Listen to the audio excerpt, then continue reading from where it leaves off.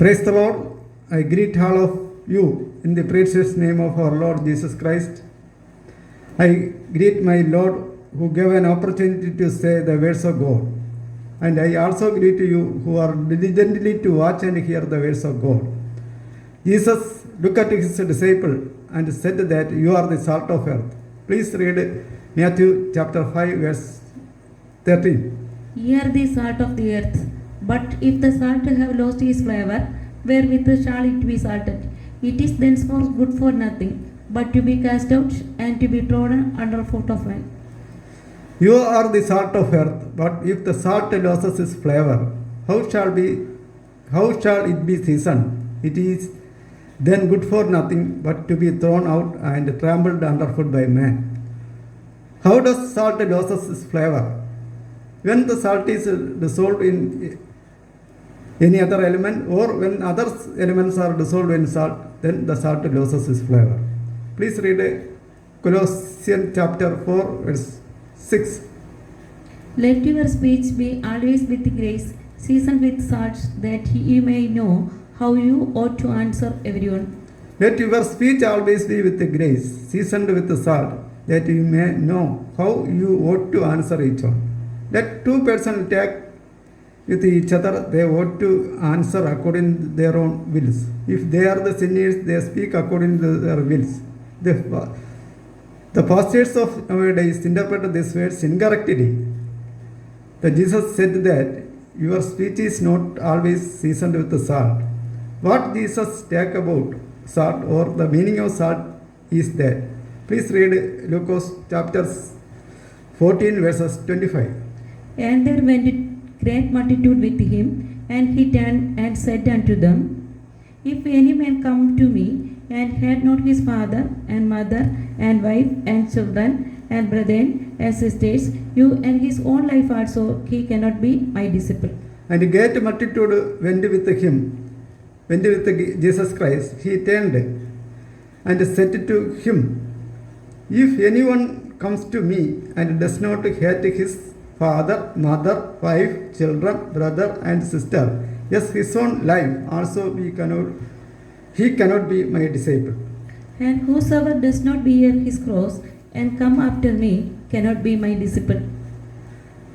Moreover, whoever does not bear his cross and come after me cannot be my disciple. If anyone comes to Jesus Christ and loves more than Jesus Christ, then he does not become my disciple.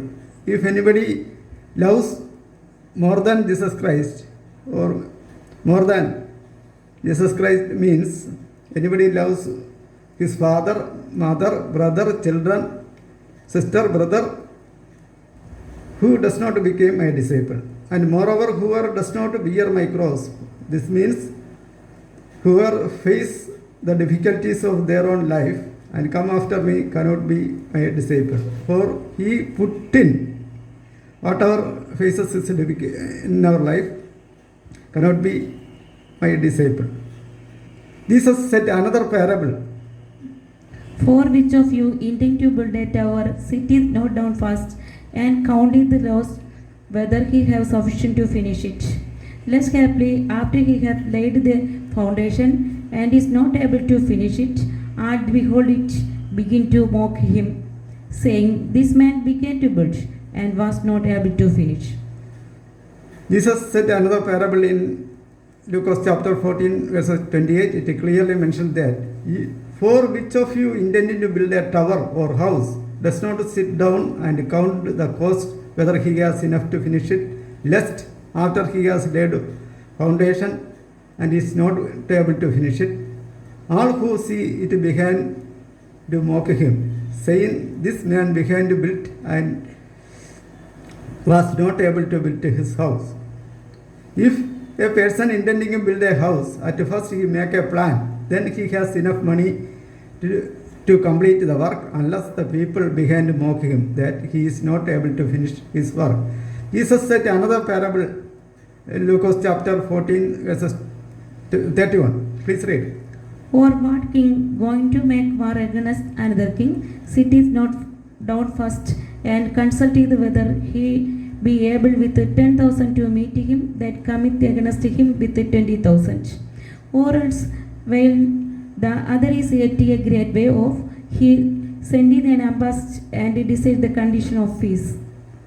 What king going to make war against another king does not sit down first and consider whether he is able with 10,000 to meet him who comes against him with 20,000, or else, while the other is still a great way off, he send a delegation and ask condition for peace. When the king going to make war against another king, at first the king is able with 10,000 to meet him who comes against him with 20,000. Then the first king send a delegate and ask condition to settle down the war. Please read next verse. So likewise, whosoever he be of you that forsaketh not all that he hath, he cannot be my disciple. Then likewise, whoever you does not forsake all that, he cannot my disciple. Please read next verse. Salt is good, but if the salt have lost his flavor, wherewith shall it be seasoned? Salt is good, but if the salt has lost its flavor, how it shall be seasoned? Salt is good, but it lost its flavor, it shall not be seasoned. Please read next verse. It is neither fit for land nor yet for the dunghill, but men cast it out. It is neither fit for land nor fit for dunghill, but the men throw it out. The common man intended to build a house and sit down first and count the cost whether he has enough money to finish it. And likewise, the king going to make war with another king, first sit down and consider whether he is able with 10,000 to meet him who comes against with 20,000.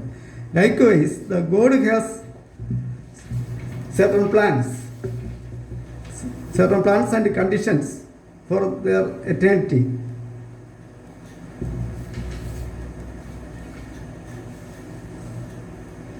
That is, the people who does not affected by the pollution of this world, they will enter the eternity of God. So Jesus said that you are the salt of earth. If anyone comes to Jesus Christ and loves more than anybody, who does not become my disciple. Moreover, who does not bear my cross or the face the difficulties of their life comes after me cannot be my disciple. Thank you. God bless you.